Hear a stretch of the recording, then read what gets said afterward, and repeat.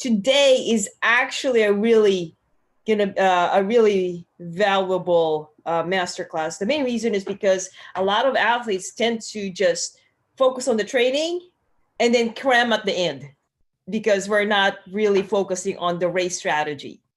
A lot of athletes also think that race strategy starts when it's like first, 1 or 2 weeks away from the actual race, which is not what it should be.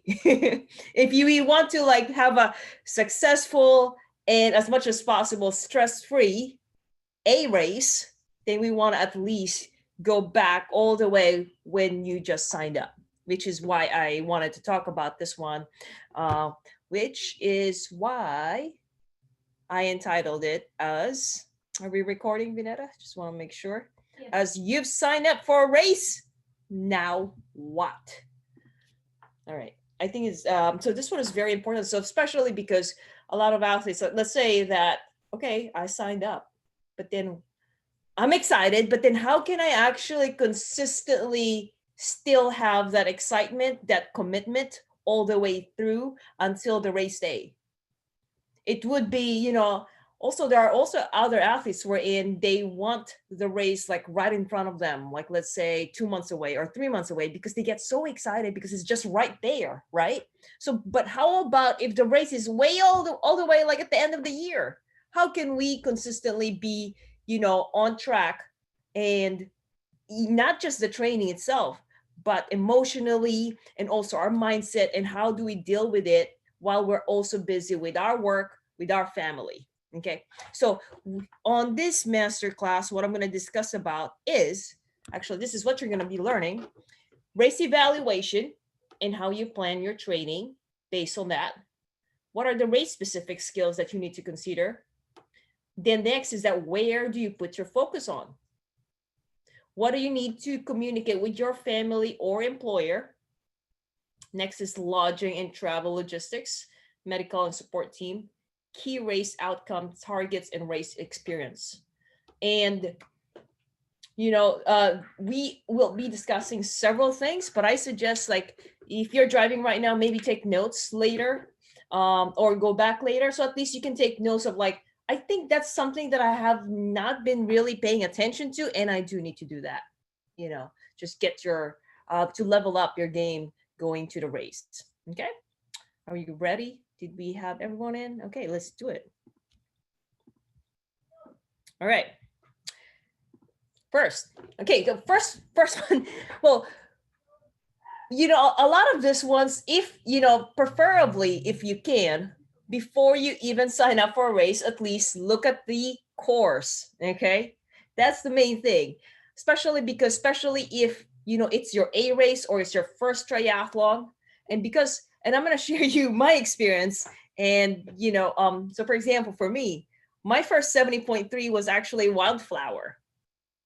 Okay, Wildflower is one of the hard 70.3 because of the elevation, the climbs on the cycling, and then also on the running.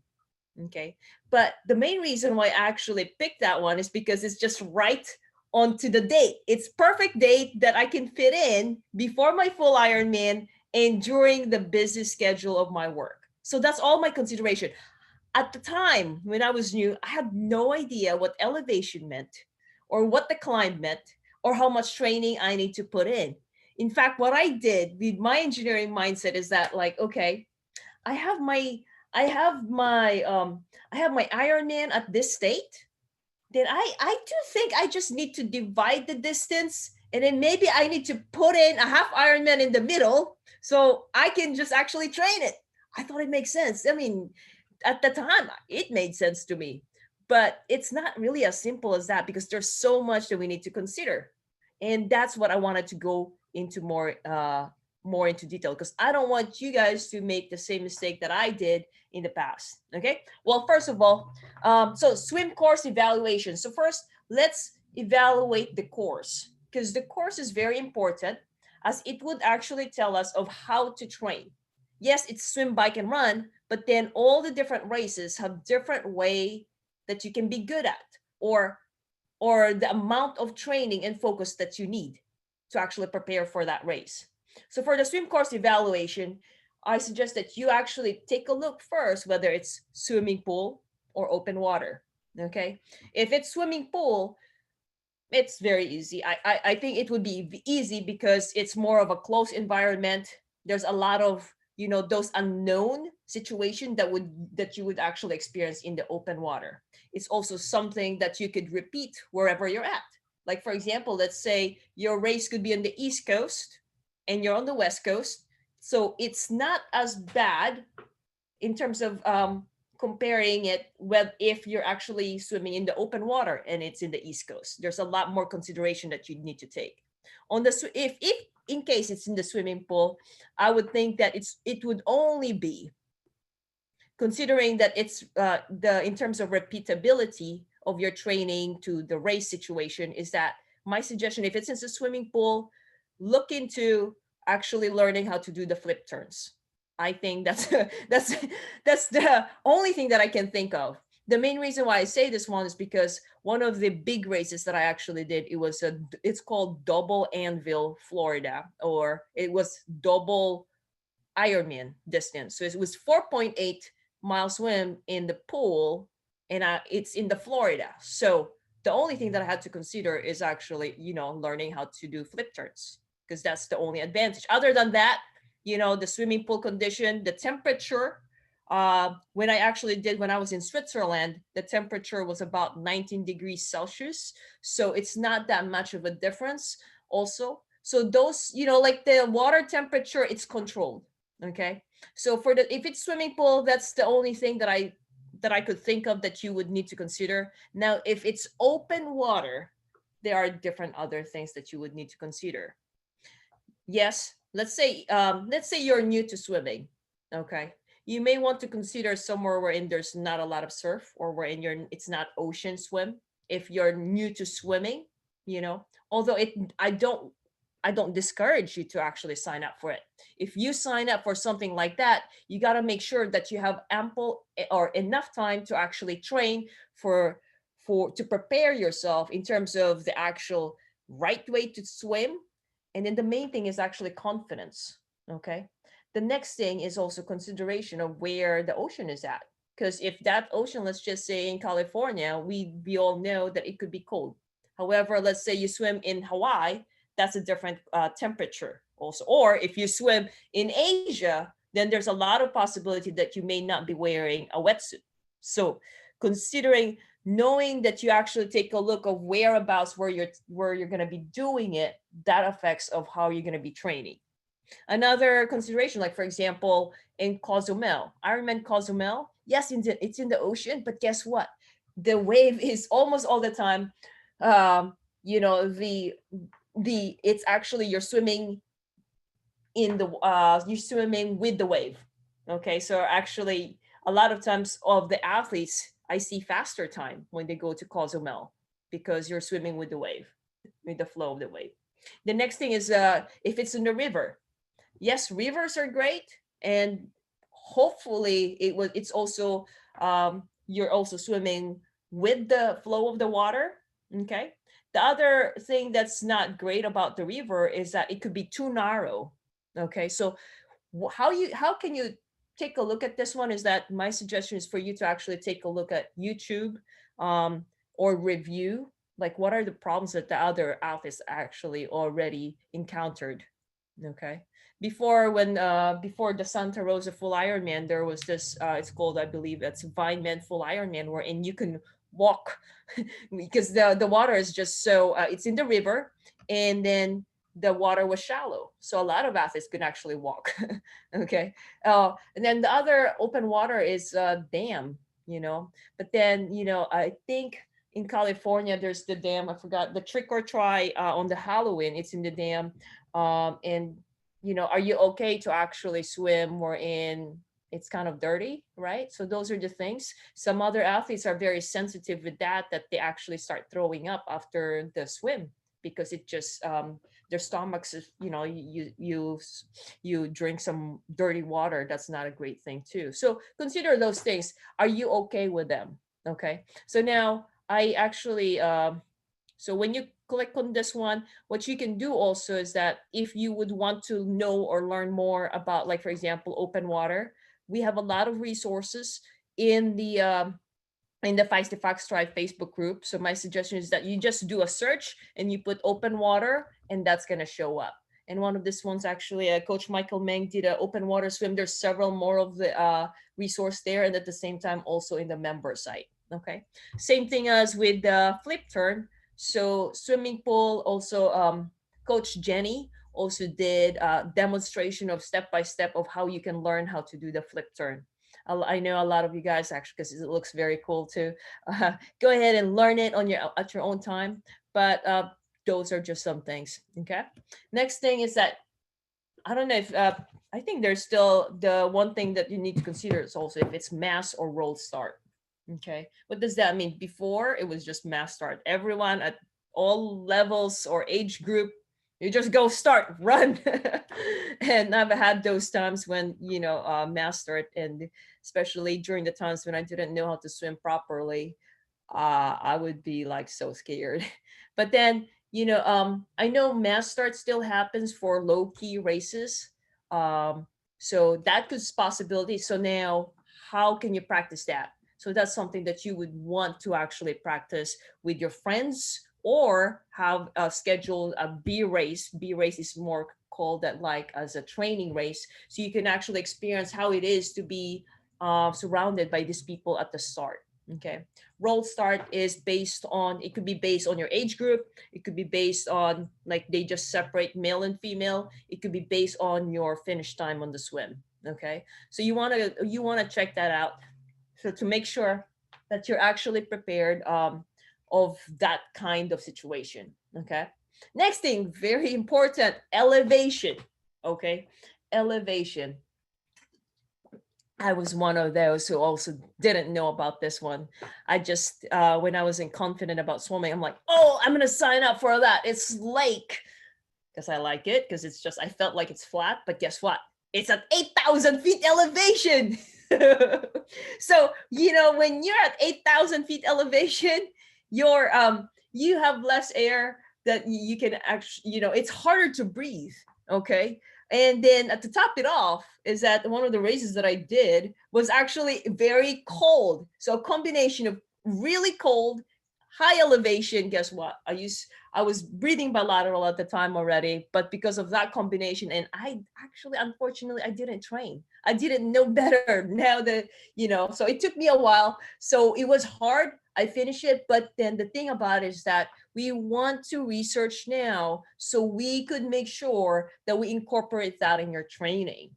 Okay. We don't want you to be surprised. We're like, oh, elevation. And then you'll know that like 2 weeks out of the race. Okay.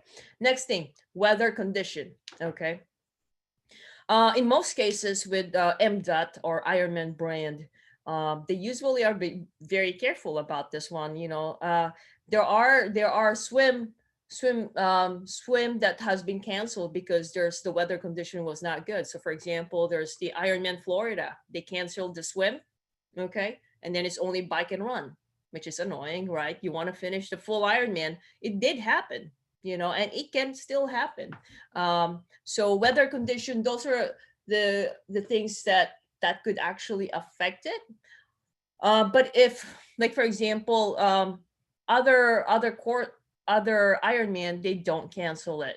Okay, so now if they don't cancel it, are you ready for it? So for example, let's say the surf is so high, okay, or it's raining the day before, or let's say there's snow before. Are they going to cancel it? You'll never know.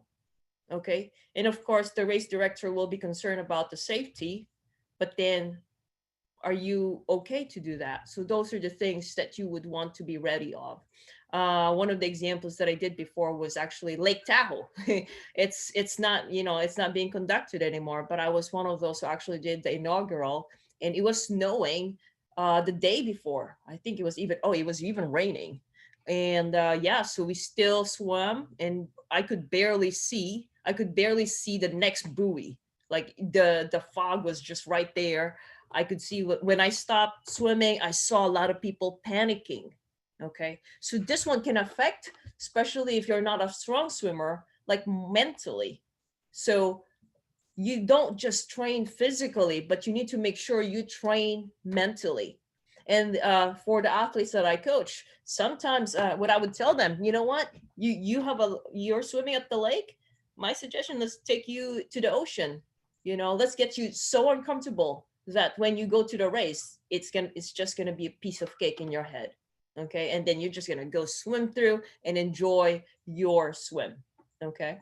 Next is water and air temperature. Okay, water and air temperature. I wanted to tell you there's good news about this one. Oftentimes, the air could be too cold, but guess what? When you go into the water's warmer. Okay, so don't. My suggestion is that don't be affected with the air temperature. Just just make sure that you actually keep yourself warm, because it is important to keep your core warm, and just do some warm up. So here, so if you already know that that is the situation, is that then during the training you also exposed yourself to that kind of scenario during training as much as possible. Okay, so for example, also, like, let's say the swim start, it could be like 7 a.m. and it's cold. Now you may want to do that also. I suggest that you do that during your training. And let's say where you're at, it's not as cold as 7 a.m. Maybe you need to start at 6 a.m. Okay, or for example, how would you for example, if the race actually starts wherein there's no light yet, the sun has not has not come out yet. How would you feel about that? Would that affect your mindset? Would you be okay to actually jump into the water even though it's dark? Okay, so you need to train your mindset, basically. Next thing, living creatures. Okay, well, I was one of them. I was one of those who's actually being affected by that. And well, because I wasn't used to it. Like I said, I was afraid of the open waters swim. And then, but the more you expose yourself to those and know actually what those are that you see under the water, then the more you're comfortable. Okay, because I wouldn't want you to be freaking out and then just your mindset wise you get affected by it. Okay, next thing, there are races also that's loop, loop or out and back. Okay, so for example, it could be out and back. That's kind of like the same loop. So let's say there are races that are, that requires you to do 1 or 2 loops. If that's the case, 1 or 2 loops, expect that the faster swimmer will pass you again. Okay, or if you're the faster swimmer, expect that the slower swimmer could be on your way. So you gotta strategize. Where are you gonna be at? How are you gonna actually pass them? Okay. If you're the slower swimmer, what would you feel if all these faster swimmers are so aggressive and being around you just because they're on their second loop and you're still on your first loop? Okay. The next thing is that I put here out and back, but the other one is actually, like, for example, it's point to point. Okay, so meaning that you don't go back to the swim start. You go start on the swim start, and then the end point of it is on the other side. Okay, so now if that's the case, you want to check, okay, what's going to happen with the stuff that I have in the transition? Okay, do I have extra things that I may need? So that's part of the strategy that you would want to consider. Next thing is what I did mention already, time of the day. Okay, because depending on how dark it is, there are some, depending also on your race. So for example, I have races that actually I had to swim at night or when it's dark already. How would I feel about that? Okay. Next thing is very important also. Some other athletes tend to forget about this one, the month of your race. One of the examples, let's just say the ocean side, which unfortunately got canceled. The ocean side, I think it's April, first week of April. So if you look into the calendar of the year, let's just say, if you really are looking into the big picture, December holiday, your off seasons, and then now, are you okay to be training during those times?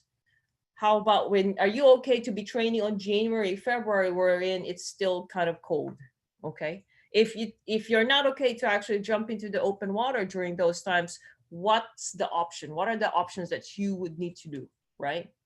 So that's why I said here, time of the month. especially, or if you're actually in the East Coast, or like, for example, in Canada, or we're in the open water is not available and you want to go to the West Coast, right? And then you pick the wrong dates we're in, it's really hard for you to access the open water, especially if your swim course is actually open water. Okay. All right. Moving along.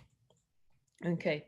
So this one is an escape from Alcatraz image that you guys see here. So as you guys know, the temperature, it could be crowded. Also, definitely the surface. It's pretty choppy. Also, next thing, this one is actually Selma. Selma's here. She did the Alaska Mountain Extreme Triathlon as her first full Ironman. Okay, so as you can see, they're all wrapped up on wearing their wetsuit. So if that's the case, you know, you need to make sure that you're actually training for that. I spoke to another athlete who's actually going to Mexico, which is an ultra triathlon, and her race is actually very cold and it's at higher elevation. That requires a lot of training, especially, I mean, I'm talking about just the swim only, but that requires a lot of training. Okay. This picture was actually taken in my back-to-back 5 days of Ironman in Mexico. And at that time, I actually, you know, it's one of those things that I was so busy to actually just train. And then, oops, it's the lake, it's cold, but I was ready for it. I was just like, actually, I was training. I was really training hard, but it was just like, oops, I didn't know. But the good part is that I trained for it. So now if you have a cold water swim, we have also resource for that, wherein I did a master class on open water swim. What can you do? That's also here. If you're looking for it, just do a search, cold open water swim, and then you're gonna see that. Okay. Yeah, there are techniques of actually how to do it. And that's what I discussed there. All right. Okay. Next, bike course evaluation. Again, very important. What you can see here are actually graphs of the 70.3 in Colorado, Oceanside, St. George. Just an example. Okay. First of all, you want to check the start and finishing elevation. Okay. Well, right now, as you can see, Oceanside is in California. You're starting at sea level 0. Okay. There are some hills, sure. Now the next thing that you're gonna see is the gain. Okay. The gain is or elevation gain is basically the vertical ascent, or how much climbing will you be doing on that race. Okay. So I look right here. Colorado starts at 5,200 feet and goes all the way to about 5,600 feet, but the climb is only 2,000, and it's actually less climb than the one in Oceanside. Okay, it's less climb by 700 feet compared to Oceanside. Now, is it gonna be easy? Well, you would want to take a look at it, because and as I said, you know, bike course evaluation, you want to check it out. How is it gonna be? All right. So for example, one the things that you would consider is that how many hills, how many big hills, okay? How steep are those hills? If it's steep and short, sure, short is good. But if it's so steep, right, that would kill your legs, then, you know, well, you need to actually train for those. And then how steep, let's say it's 15% grade, yep, you need to train for that. And is your bike ready? Then you need to get your gearing ready, right? Okay, especially if it's 18% on a 70.3. And then let's say, how about if it's an Ironman and you have a full marathon after that? Okay, so as you can see here, the Oceanside, you would also want to see on study, and this is how you study the course. You would also want to see how soon will you start climbing. Okay, so on the Oceanside, you'll start climbing around, you know, like around 30 mile 30. At Colorado, you're already at high elevation. Remember, at high elevation, it's harder to breathe. Okay, you require more oxygen. Okay, you're actually using more, you're working harder. Okay, so even though it's only 700 feet gain, but then your body's, especially if you're not acclimated with the elevation. Okay, so for example, coming from California, and then I was riding at Arizona. It was only like 6,000 start, 6,000 feet. But then I was coming from California, and I was also, it was the cruise across America wherein I was cycling back to back multi-day. So I came from California, and then what happened was that I was also, without proper recovery, that could also be hard. Now we add up with that elevation, then even just at the start of the bike, and I didn't even swim then. I could feel that I was breathing heavily because I need more oxygen, right? Because of the elevation. And it was just a gradual climb. Okay. Now, same thing with the St. George. Okay. St. George, it starts at 3,000 feet. So Colorado is also, it's higher, right? But St. George has more climb.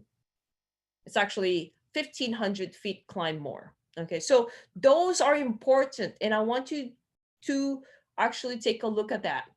If you see something like this, like for example with St. George, you can see that it could be just roller.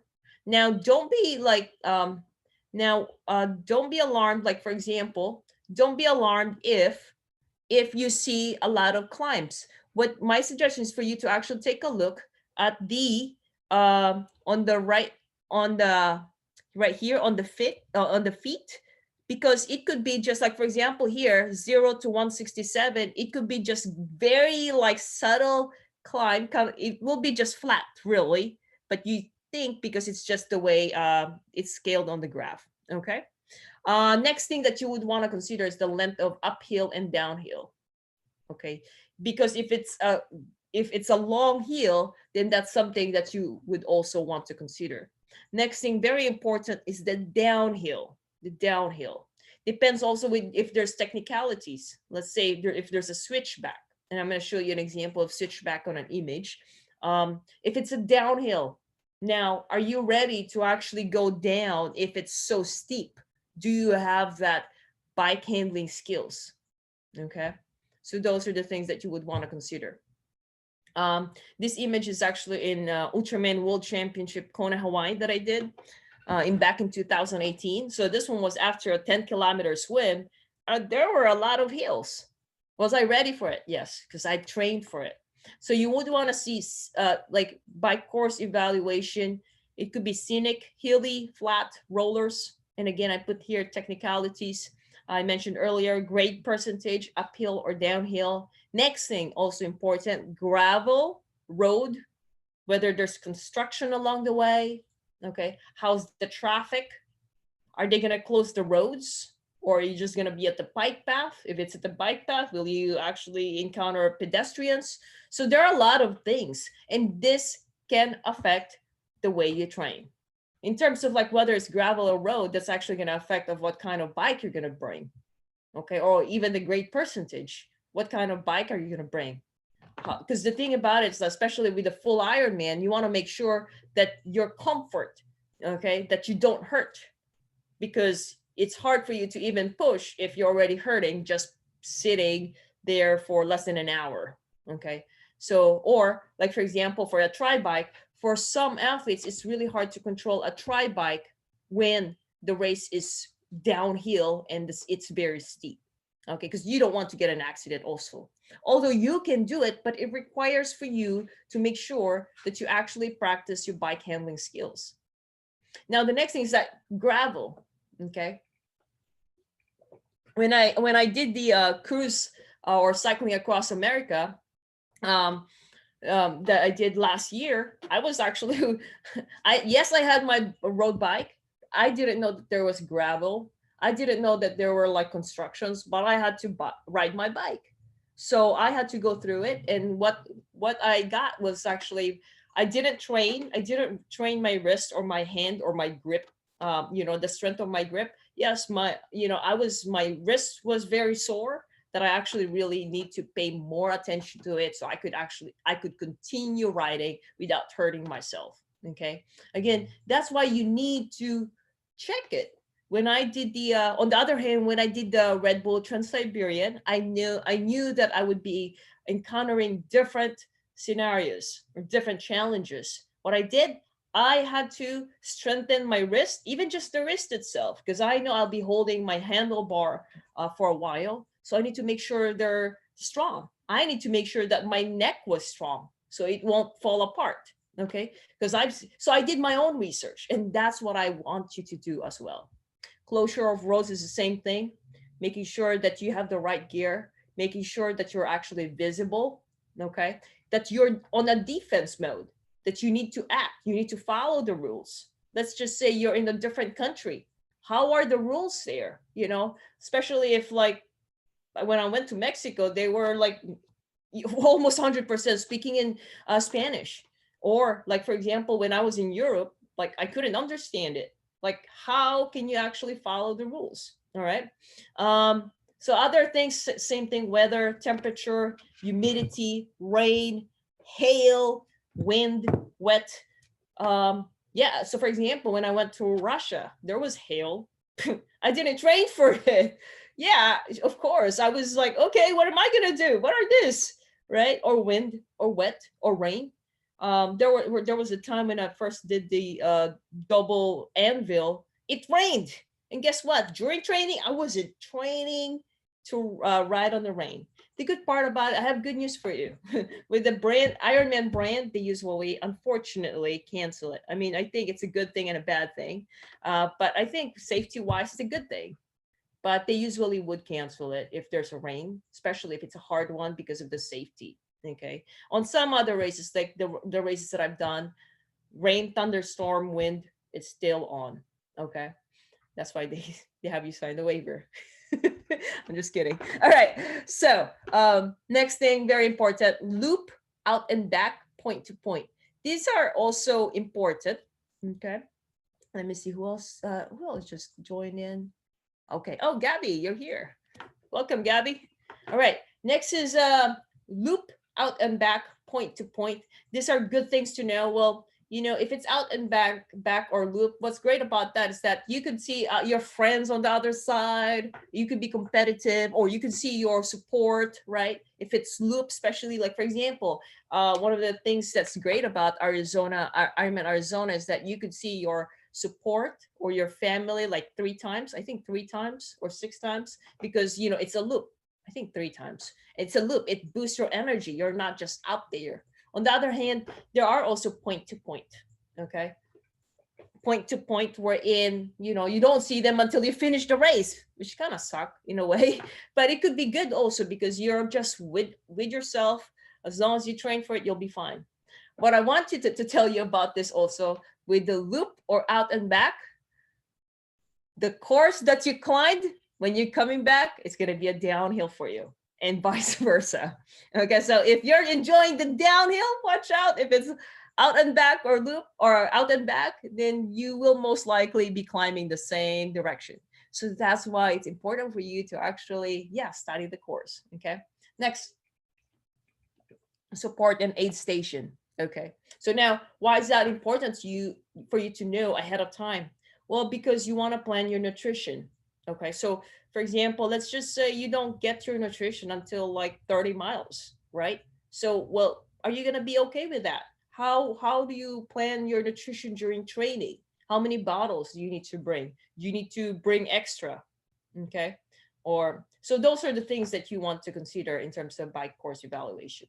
This is actually Ironman 70.3 in Mallorca. It's hilly. Or this one is, okay, if you guys did the Zwift triathlon up the Wes, so this is the climb. It is a triathlon. All right, so now with this kind, so this one is the switch and back that I was telling you about. So, you know, let's just say there's a downhill here. You want to make sure you know how to actually handle your bike going downhill. What if it's steep?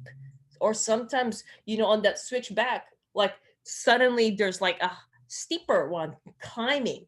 How are you going to deal with that? That's a strategy also that you would want to practice. So again, if you need more resource, we have, I did how can you be better in climbing? So there's a master class on that.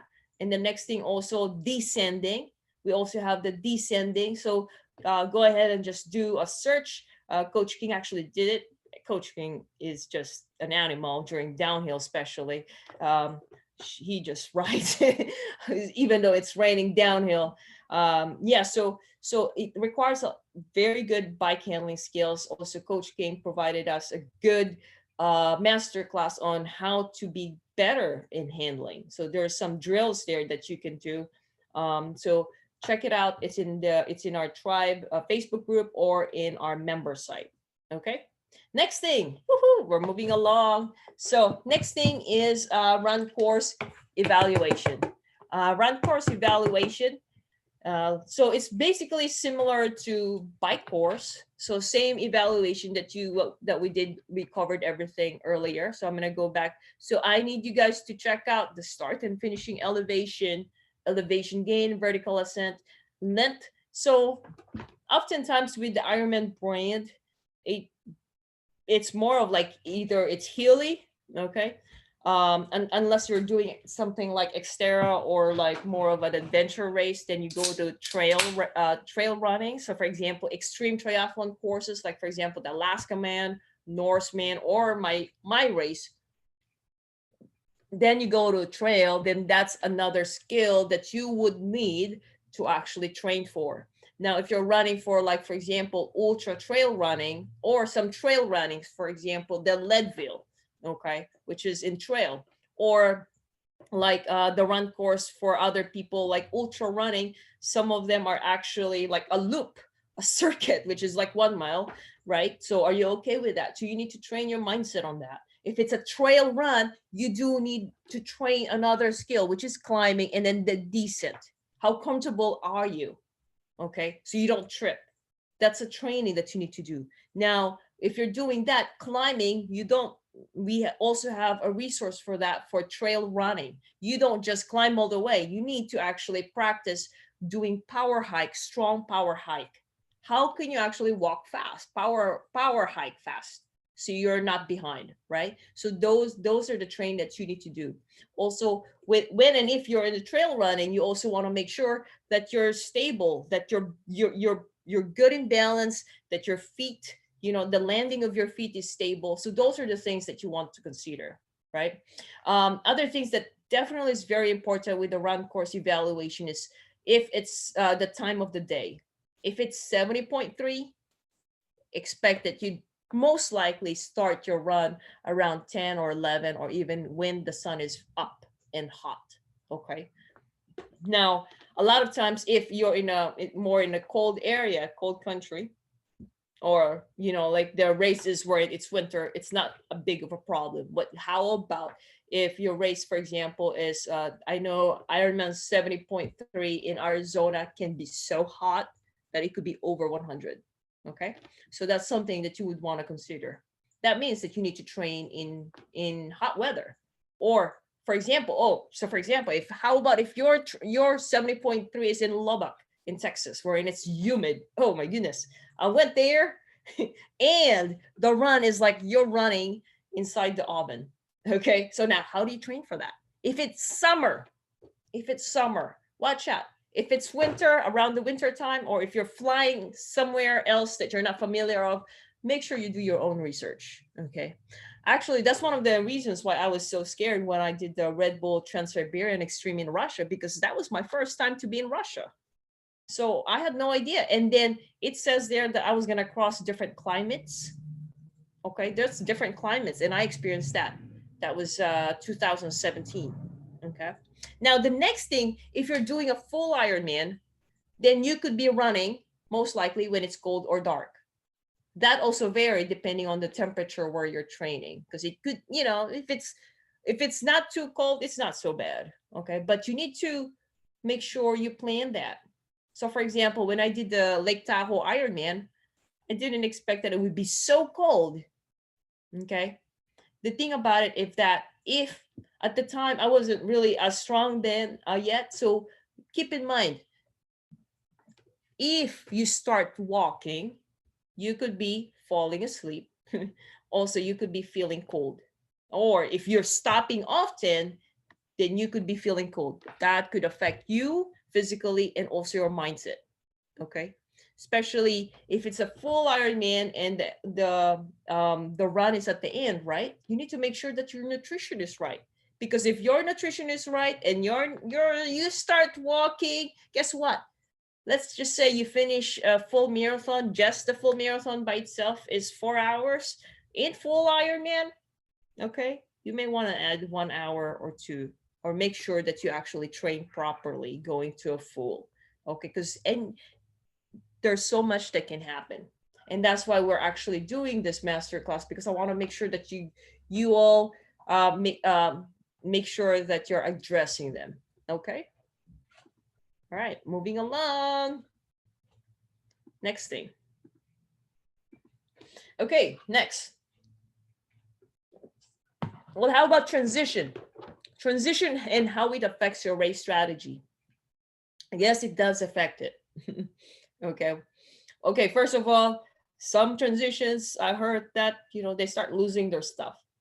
Yeah, it could affect your race, by the way. Okay, so just want to just do research, but mainly why does it affect your transition? So for example, if it's T1 and T2, let's just say it's point to point. When it's point to point, what that means is basically you have two transition. Okay, so meaning that you will not go back to the transition one. Okay, I know Oceanside is like that.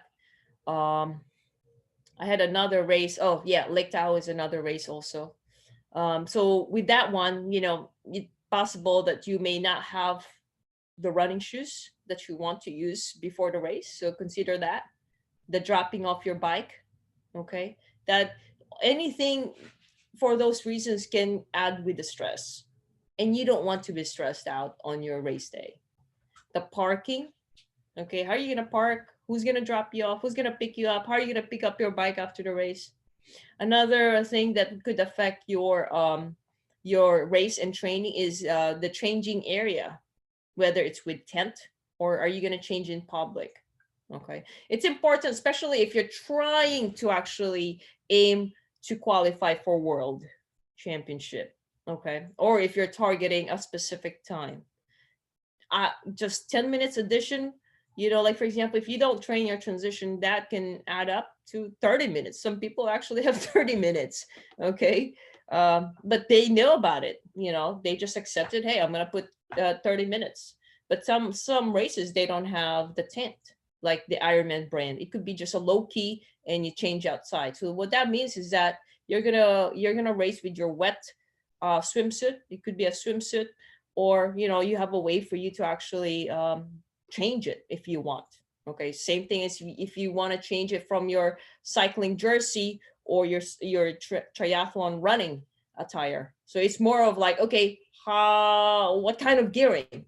Now, when you have to change that one, my suggestion is that for you to actually use your uniform or your training gears during training, or your racing gears during training, because you need that. You don't just show up to the race not knowing, like, okay, what am I going to wear? Okay, so that's another thing. Next thing, knowing the race support, whether you are going to help, you're going to get a help in removing your wetsuit or looking for your bike. Okay, so now, so that affects, again, the transition time. Next thing is availability of nutrition, restroom, or porta potty, because those affect it. Family support access. It's not a big breaker, but it's something that you would want to think about, because it can add stress or some additional time. They all add up, especially if you have a target time. Okay, these are the things that you want to consider. All right, next. Where do you put your focus on? Okay, I think everyone's like driving. I'm gonna move forward. Talk. Okay, next thing, very important. Where do you put your focus on?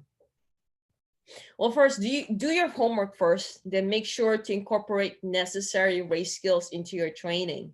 Okay, so after doing the course evaluation, so now you know, okay, I think I need to practice the descent. Okay, I think I need to be better at climbing. How can I do that? Okay, so now, besides you putting in some volume in cycling, then you want to make sure that you actually put in bike handling skills, right? open water, if it's a technical terrain, the weather, the elevation, okay? Other things that you need to address, having all gears, equipment ready and know how to use them. The main thing is that, all right, you don't want, it's okay to put some time or put some time to actually take care of it. It's part of it, because you don't want to be all over when you're training. When you're, okay, I'm going to put time to training, make sure, do your best to have everything all ready. So at least you don't waste your time. Okay. And also, so at least you can adjust your expectation. Okay. So there's the bike fitting. And then if you have indoor equipments, there's trainer, treadmill, weights, resistance band, foam roller, lacrosse ball. These are just, you know, I'm just naming them. And then making sure that you have your swimming essentials, cycling essentials, running essentials, running shoes. The right running shoes is very important. Then the tech examples, for example, Garmin, it could be a software, it could be a cadence meter. So again, some of these ones are optional. And then that's something that you can ask me, hey coach, there's so many things. What do I just really need right now? Okay. Because sometimes there's you, and then again, we have also another masterclass. How do you do triathlon when you're on budget? Okay. Because back then when I was new, honestly, I was really on budget. But guess what? My intention is actually to be able to train properly. And that's why I got a coach. I I had a second-hand bike for a while. Okay. So, you know, so I discussed about that in that masterclass. How do you train triathlon when you're in budget? If you want to check it out, do a search budget on Feisty Fox Tribe or member site. Okay. I'm going to continue. Okay. Next, where do you put your focus on? Very important. Let's just say you have so much things to do. You want to make sure that you have your focus on putting in consistent and focused training. Okay. Like for example, as I mentioned to you guys, yes, we have a lot of resource in feistyfox, but it doesn't mean that I require you to do that. The main important thing, if you only have 1 hour today, I need you to get your workout done. Okay. Now, if you're really busy, let's just say, oh, coach, my family, I'm so busy, I'm so stressed out. Then ask yourself, can I just at least do 15 or 20 minutes of that specific sport, especially the sport that you have not been doing or you have not been training on for that week, because you need consistency. Okay. And that's why I say, watch out with that big gap. Watch out that big gap. What that means is that, let's just say you swam or you cycled, let's say Monday, and you cycled Monday, and the next cycling that you did was Sunday. That's a big gap. Is that consistent? Okay. And then maybe we can do something about it. How can you do something about it? Well, I suggest that you maybe put in like maybe just 20 minutes, but it has to be more specific to what you really need to do in cycling. So at least you don't lose that fitness, because you don't want to be in the yo-yo, kind of like yo-yo diet, yo-yo training, you know, because once you go back in, you know, so the progress is slower. But then sometimes that's all you can do, and that is okay. And that's wherein you have to actually find out what's your availability in training and set the right expectation. Okay. But yes, consistent training is very important. Now, where else do you focus? Where else do you put your focus on? Put more time into your weakest sport. Okay. So which one? How do you deal with this one? Yes, it's very important. It doesn't mean that you actually forget about your strongest sport. You still want to focus on also on your strong sport. But then in terms of time, my suggestion is that put your more time onto your weakest sport, especially because it takes a longer time for you to develop it. Okay. So here for the run and bike, yes, the good part about the run and bike, volume will make you faster. Okay. The more you do it, the better you are. Okay. Even though you don't know what you're doing, because that's what I did. I just put more training. Okay. But there's a point in which you may reach a plateau if you only focus on volume. Volume only and not knowing what you're doing could actually cause injury, could cause overtraining, okay? Or you can just reach a plateau. Back then, when I didn't have a coach, I was just doing whatever. And I was, until to the point that, yes, I was finishing races, I was happy about it. To me, that was an achievement already. But when I wanted to get faster, just putting volume alone is not enough. Okay. Um, Next, it's very important. I put here specificity. So important, I'm giving you keywords here: consistent and focus. Next thing is specificity. Okay. So if you have 1 hour to train, you want to be specific. And then I actually discuss about specificity on the next line here. Okay. But yes, put the specificity in your training. You don't just do 1 hour of just jump on the bike. You need to know what intensity. Okay. Intensity is another word. Okay. That I will explain in a bit. And then next thing is that for swim. Okay. Let's just say your weakest sport is swim. Please don't put only 2 times a week if you can, especially if it's your weakest sport. If it's your weakest sport, 2 times a week, no, that's not going to be good. If you're really tight, 3 times. Try to get 3 times, okay? If 4, great. But if swim is your weakest and you're only putting 2 times, I'm not sure about that. I'm talking about this especially because it was my weakest sport, swimming. With the swimming, you want to focus on technique, endurance, speed, and open water. Unfortunately, swim is not the same as the run and bike, wherein you do more, you get better faster. Not really. Swim is heavy on technique. It's heavy.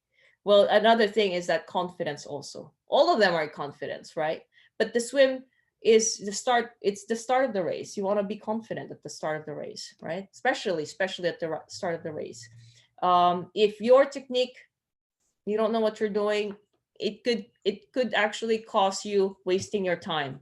You put your time, but you don't know what you're doing, and most likely you're not going to get faster. You could probably on the same pace for like the entire year doing the same thing. And I know this because I've seen my friends and my progress when I focus my technique. And actually, if you see the right coach, like for example, for me, I'm an expert. I consider myself as an expert in swim technique. Is that I can make you faster within 30 days, and I've proven that. Okay, so technique is very important, and I encourage you. Now, the next thing that I put here is open water. It's very important. You could be, great in the pool, but if something's stopping you, let's just say you had a trauma of, drowning in the open water, that could actually, lead to not a good result, right? Okay, I'm going to move along. Injury or physical limitation. If you have injury in the past or you have physical limitation, you would need to put in more time in body maintenance. That means you need to be patient, and you need to also put time in executing a proper technique. Not that the other areas that you don't need to do proper technique. It's just that you need to do more or put in more time to it. Okay, so you need to put more time into it, and so requires more body maintenance, patience, and proper technique. And also it requires, so for example, let's say you have a hard race, like for me, for example, multi-day race. Okay, it depends also on your race. So I'm not real, it's not that I have injury in the past or I have a physical limitation. However, if I have a race that is a multi-day, then that would require me to do more body maintenance. What is body maintenance? It's basically injury prevention exercises. Okay, so now for me, when I was doing, training for last year, which is the back-to-back that I finished 23 Ironman in 34 days, I had to, and I had, part of my training was actually, I was running half marathon back-to-back. Okay, when I had to do that, I was putting in like 30 minutes just for body maintenance, or I would, like multitask just to make sure that I actually do my body maintenance. And then the next thing is that having the right attitude of being patient. It is what it is, and you have to be patient, and you have to accept it, because if you want to enjoy your training, okay, these are the attitude that you want to actually live with. Okay, All right, next thing, specificity. Okay, very important. If you really want to get faster, yes, this is the way, specificity. A lot of my one-on-one athletes get a lot of advantage here because I really watch their training. What I do, or you can do it or also on your own training, is basically on your workout, you really study it, you analyze it, and then see like, what can I do to actually get better at it? But then you will need to look at each workout or your progress or every week. Okay. So for example, if so be precise on targets. You need to be true to yourself. You can go aggressive if it's going well. If you feel, or if you can see based on the data that you're progressing well, then you can go aggressive to it, and then just keep pushing it. So, but then at the same time, you want to make sure that you only introduce one stress at a time. And that's all this that I'm talking about. If you guys want to know the details, there's this endurance training masterclass. Okay. So you want to be specific. And then, but on the other hand, if it's not going so fast, and then you need to be more patient. Okay. Let me see. Skill that needs more time. For example, let's say you know that you're not good in kicking on the swim. That will need more time. And then now, let's say you learn the right technique in kicking and you're kicking well. Well, guess what? Your aerobic system may need to catch to it.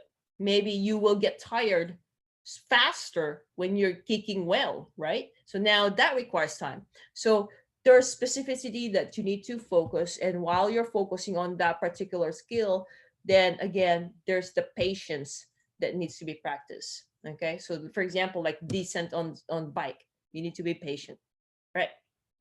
Next, where do you put your focus on?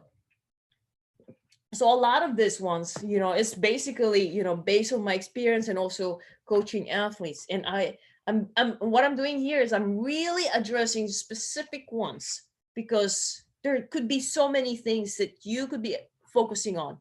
But the problem is that you don't know what you don't know, right? So considering that I'm actually telling you this right now, at least now oh, those are the things that I need to focus on. All right. So next, the swim. Yes, it is short duration in triathlon. Some other athletes would say, oh, coach, if I do that, I'm just going to shave off what, 10 minutes? Does it matter really? Well, it does matter, because it can derail you and take all your energy if you're not confident or you don't meet the cutoff time. Unfortunately, I know some athletes who are so strong on the bike, really strong on the bike and the run, but they actually missed the cutoff on the swim 2 times. I know someone who did that, and because of the swim. And you need to face that. You need to focus on your weakest sport. But unfortunately, some athletes are like, they just want to be comfortable all the time. They want to always like be at their strongest. They don't want to experience that discomfort, so they don't put enough training. Okay, so again, put a lot of focus on your weakest sport. Okay. Next, bike is very important, because although you're good with swim, bike is important because you can still meet the cutoff time, and you need to actually read and study the course or the rules, because there are Ironman that actually have cutoff times in the middle. It's not just 112 mile. There could be a cutoff time like after 30 mile. Okay, especially those hard cycling, hard bike course. So it's very important. If you're not strong enough, your run would be affected. I have a great news for you. A lot of strong cyclists actually have really good time. Okay, a lot of strong cyclists, because it's a big chunk of your time, of your finishing time. So it'll be great if you actually really do well on the bike. Okay, next thing, for the running portion. Well, let's keep in mind on the running portion, it's the portion in which your body is working the hardest. Okay, it's working the hardest. So now, in average, if you have, let's say, 3 hours 30 minutes time finishing time, you could be putting in, just add 1 hour more, unless you really train hard in running after the bike portion. Okay. So generally average of adding 1 hour of your marathon time. Okay. So what could be affecting it? A lot of it's because your nutrition may need some fine tuning. Okay. Because the bike course can affect your nutrition on the bike can affect the run course. You need to have good nutrition on the bike so you can run fast. I mean, for example, let's just say you ate something not well on the bike. You could be bloating or you could have GI issues. Yes, your legs are good. You're not hurting. You wish you could run faster, but guess what? Your stomach's not cooperating. It sucks. Or you're dehydrated. It sucks. Next thing, if yes, you are a strong runner, but you are not doing brick training, which is all, or running after the bike, then you may not actually see the fast time that you have when you're only running full marathon. Okay. Okay. Go ahead and just unmute yourself if you guys have any question, but hopefully we're moving forward. Okay, we're moving forward. I'm gonna move along. Okay, where do you put your focus on? Another thing that I want you guys to check. So after considering all those things that I mentioned to you, the what if scenarios and problem solving, this will help you just relieve stress, relieve your worry, and actually focus on getting the solution, or be a problem solver.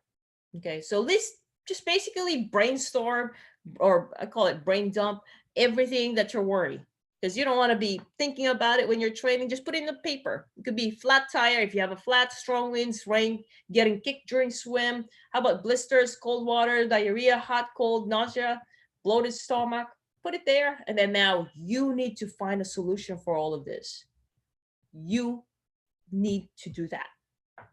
Especially if you are actually experiencing that during training, okay? You need to do that, because if you're not solving it during training, most likely when the environment, like a race or scenario, like a race is there, it will come up and it will be much harder. Okay, so you need to make sure that you solve it before the race. Okay. Next, where do you put your focus on? So now you did all your homework. I suggest that you use the feistyfox method. Feistyfox method, as I mentioned before, it requires you to address training. A lot of athletes just train, which is what I did before. And I'm like, I'm not getting the result. What's happening? Guess what? Because I didn't focus on the other 4 areas. And guess what? A lot of athletes don't know this one. And they keep training. Coach, what's happening? How come I'm not getting the result? Well, did you check out your nutrition? So you need to make sure your nutrition needs to be trained during training. This is what you eat, drink during the race. Okay. So now, are you practicing it? And that's why for, like if you're my one-on-one athletes, you'd hear me, okay, what did you eat? What did you drink? What time? How many bottles did you finish? I asked those questions for reasons. What did you feel after the training? Do you feel like you can still run after the bike? Well, I asked because you need to run after the, like at the race, right? Next thing, body maintenance or injury prevention. Okay. So like, for example, if you already know that your shoulder is hurting during the swim, then you need to focus more on that. If you already know that your knee is hurting just running a full marathon, definitely you need to focus on that, because your run is after the bike, right? Next thing, mental fitness. If you are worried of something, do not deny it. Don't be in denial. It's much better for you to be talking about it to someone, or you can be talking about your family, your friends, your spouse, or I hope you're talking to me about it, because we need to address those. It could be anything, because if it's bothering you, yeah, most likely it's going to affect your training. When you're training, I need you to be 100% as much as possible on spot. Your mindset, you're giving it all. Okay. So if you're worried of something, let's solve it. Okay. But I won't know unless you speak about it. Next thing, race strategy, which is what we're talking about. So these 5 things, use feistyfox method. All right. Okay. Okay, what next thing? This one's, it's gonna be go fast. We're almost done. So what do you need to communicate with your family? All right. Let's say you, hopefully, before you sign up, you already have communicated, because it is a commitment. It's not just your race. Honestly, it's the race of the family, because your family time can be affected depending on how you actually um, execute your training. Mhm. First, communicate your date, the date of the race, why the race is important to you. Okay. Make sure you have reasons why it is important to you, or the duration. What's your long term and short term goal? And then the next thing is that how can you still be able to perform your responsibility and commitment to your family while training? Reassure them of your commitment to them. Okay. That it's very important. That's why I'm putting it up here. Is communication is very important, because they are your rock. When things are get harder, especially in training, you are still living with them. Okay, they will carry on. If you're stressed, they will, hopefully they won't take a lot of your negativities. You live with them. So you make sure to communicate. Number of hours and schedule of your training. Communicate. Okay. Expenses can also be another thing. Important key dates of workouts such as race simulation, because it could take time. I've actually coached another athlete who's a physical therapist and have 5 kids, and they're all young, under 15 years old. And she trained for full Ironman for 6 months. So did they actually did not have a vacation? No, they did. They still have their family time. They still have their Halloween. They still have their birthdays, just like the usual. But that because she communicated to her family, she communicated to me. Next thing I want to introduce to you, hopefully you guys are doing this already, it's compartmentalization. Okay, I mentioned this one last time. If you're with your family, do your best to be with your family. Remove the distraction, turn off your phone, or just, no Facebook. So basically, be with your family. Listen to their needs, wishes, and concern. Yes, you tell them why the race is important to you, but make sure you listen. Okay, make sure you listen, especially if they're worried. Okay, especially if they're worried of your safety, or like, for example, actually, it's funny because before it was my dad. Are you sure you're doing that? You're always the last one out of the water. You're just wasting your time, your money. All right. So you listen, because they might be right, because they were right. Not that I was wasting. It was just something that I like to do. Right. But, they were worried about me because I was the last one out of the water. And I was spending all my salary to triathlon. All right. So listen to their needs, and some of them, she's just doing it for hobby, which we all are, right? Which is what I was doing. But make sure to listen to them. And then so see, like, okay, is this a concern? Do I need to address it? Right? Definitely make sure that you communicate. And then next thing, okay, let's say they're all yes, they're all excited for you, they're all rooting for you. Make sure to still check in, okay? Because things can change. Because the thing about with the training is that it can be harder, okay? It can go harder, and that you will need to check in with them. All right, next, what to do. What do you need to communicate with your employer? Okay, what do you need to or your company? Okay, next, again, I'm gonna mention again compartmentalization. I mentioned this because I was an engineer. I was so committed on both. When at work, do only work. When training, give your 100% to training. Okay. Yeah, multitasking. Yeah, no. Yeah, respect your work, respect your employer, because yeah, I mean it's just ethics, right? Work ethics. When at work, do only work. I'm sure you guys have, yeah, you are Feisty Fox athlete. You guys are busy. You've done this one. So I was doing my master's degree, and then my work, my full-time work, and also I was really serious with training. But there's this blind, like, okay, I'm just going to do work. I'm going to focus on work. But when training, give your 100%. So now, sometimes it's really hard though.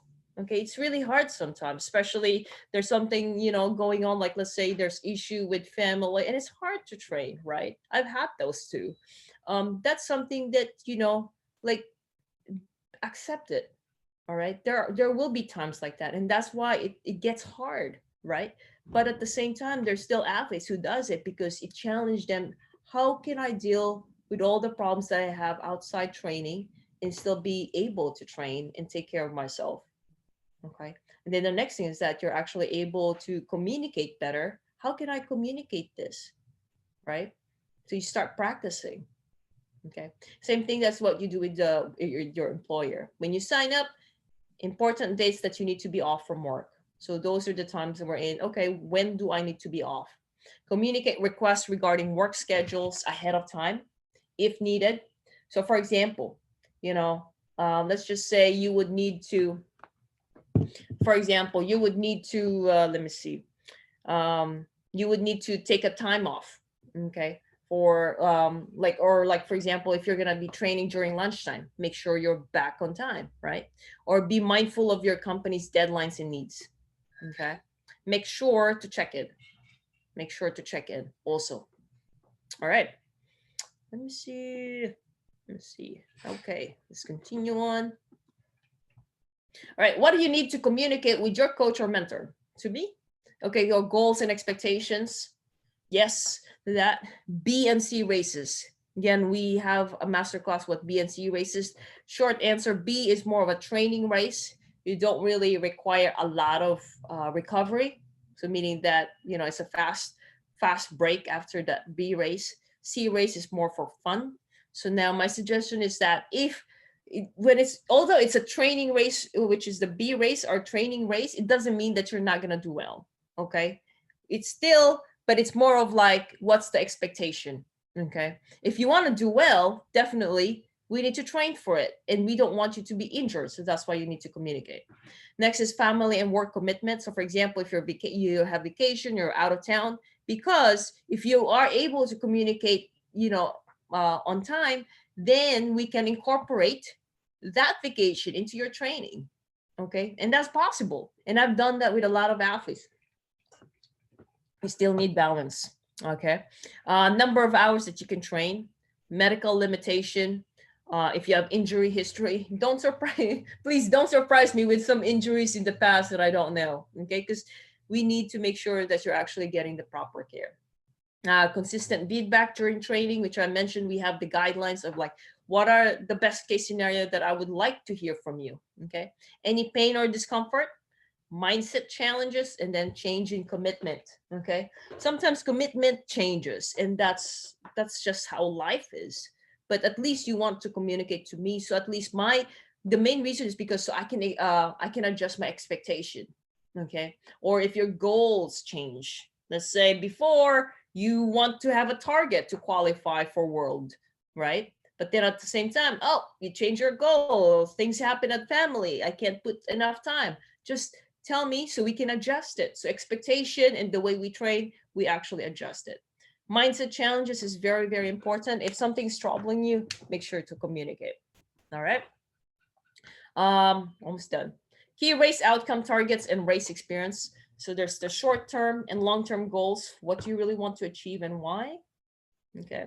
You want to consider your current fitness, your availability to train, your limitations.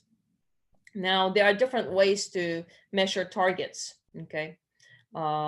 So it could be triathlon, your watch could be, there's several watch there, cadence meter, tempo trainer, power meter, heart rate monitor. So now that's what you need in terms of how to actually evaluate whether you're on target. Okay. It also depends on how your body responds to your training. Now, as I said earlier, if you actually are having concern or discomfort or pain, you need to make sure that you address that during training, because it's just going to get harder at the race. Okay. Very important. If your goal is time, okay, if you have a time goal. So I've had athletes like they said, I want to beat my personal record, right? Then that's more specific. I want to get sub 12 hours or sub 11 hours on the full Ironman. That's very specific, because now we have to actually, okay, how many hours should we finish your bike? How about your swim? How about your run? What's your transition time? So from there, now then we need to actually, okay, what's your pace? Where's your pace right now? Can you actually commit that? Okay, how much longer or how much time do we need to actually train for us to train for from a 10-minute per mile run after bike to a 8-minute per mile run after bike? Is that possible? Yes, it is possible. Anything is possible as long as we do it right and then we put time into it. But we need to actually know the targets. Okay. Other things that would affect that time. So I said here, train the expected pace starting at a shorter distance. So that, you have to build your base first. And the next thing is that different kinds of training, different method and training. With me, you'll learn the loophole. Okay, because I know how to get you faster. All right, but then we need to, like sometimes there's just we need to actually evaluate your technique. It could be longer. If you have physical limitation, it could be longer. But then there's a patience. Other aspects that could actually hold us back is could be nutrition or your recovery, okay, or stress. Remember, stress can affect the progress of your training. If you're not recovering well, if you're not sleeping enough, that could affect it. Okay. And then the next thing is that every 4 to 6 weeks, let's evaluate your current fitness, available time until race day, and goal for the race day. Then next is that ask how badly do you want your goal? 4 to 6 weeks. Why 4 to 6 weeks? Not every week. I mean, we could, yes, evaluate where you're at every week or even each after training. Let's say, how do you feel about that workout for that day? Okay. But the thing about it, like that's why I put 4 to 6 weeks here, is because you need to allow your body to actually adapt, okay, to the positive effect of the training. And then next thing is recover. I suggest that do not judge of how you're doing for the block of 3 weeks straight of training, because most likely you would be so fatigued, it's so hard for you to get faster. Your body needs to recover. Then you see yourself going faster. I hope that's very clear and that's understand. You understood that. It's very, very important. Okay. Because during training, that's when we break our muscles. Okay. We actually get stronger. Okay. We push our limits during training. We get stronger on recovery. Okay. Then now you see more result after the recovery. Okay. So now next, ask how badly do you want your goal? Okay. Because if you're really putting a lot of time, focus 100% doing a high quality workout, we can get the fast result. Okay. That includes the specificity. Like for example, with the swimming. Okay. I've had athletes that they could be just swimming 30 minutes, but they get the result because they're so focused on that main thing that we need to actually get right in order to gain the big result. Okay. So yeah. All right. Others. Oh, yay. Almost done. All right. Others. Reserve dates for essential B race, race simulation, key workouts. Next thing, travel. So if you're in budget, it's great to actually, reserve ahead of time because usually there's discount. Make sure you consider about baggage. Okay, baggage, cost of the baggage, lodging, flight. Some of the things that you want to check is like, for example, visa. Okay, that's why when you sign up, start researching travel. For example, Russia. When we have to fly, we need to have visa for my support crew. Who's my support crew? The flight, how many flights? The next thing, very important, the dates that you will be at race site. Okay. Consider time zones. I've had athletes who didn't consider time zone. They went to Germany and they couldn't sleep, yeah, so you got to make sure the time zone difference. If possible, have at least one day to have a complete rest day before the race. I always do this. I make sure that, because when you get to the actual race site, you could be running errands. Okay, so you could be running errands, and when you're running errands, that could be stressful, especially before the race. You want to at least reserve one day wherein you're not expected to do anything but to eat, rest, and sleep. All right, or just relax. Medical support team, there's the family, friends, doctor, massage therapist, chiro, PT, strength trainer, triathlon coach, mindset coach. Those are different things. see what you need the most or what you really need. If you can have them all, have them all. Okay, but these are important. Very important also is for you to actually get a blood panel test and make sure that all your levels are good. Okay, if you are hurting during the training, let's say your lower back is hurting or your neck is hurting or something's going on that you don't know what's going on, if it's hurting, make sure to check it with the right professional. Okay, I'm your coach, I do my best, but there's also limitation, and I'm going to tell you, hey, check a professional, because I won't know everything. It's much better to actually check to a professional. Okay, um, definitely. Like for example, for me, one of the things that I rely a lot is mindset coach. I have success or performance coach, just because there are things that I wanted to achieve and haven't achieved that, and then that mindset block could actually derail me. All right. But other all of these ones, I do access it because I need it. Okay. We are done. Okay.